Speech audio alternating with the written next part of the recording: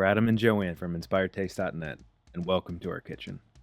We are showing you how to make our seriously good quinoa salad. It's packed with nutrition, is easy to make, and can easily be made vegan.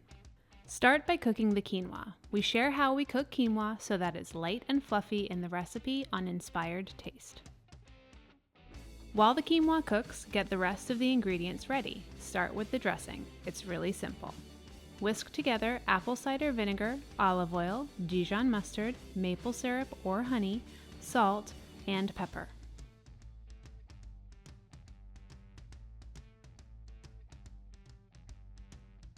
We add a lot of veggies to this salad. We are adding cucumber, bell pepper, bok choy, and fresh herbs. You can use what you have, but we love a combination of parsley and dill. Now put everything together. In a large bowl, toss in the cooked quinoa, and then add cooked or canned chickpeas.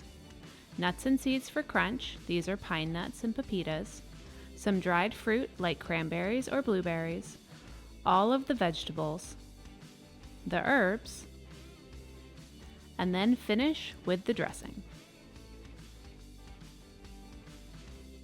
Toss really well, and then if you have some on hand, add a little bit more freshness with some fresh lemon juice.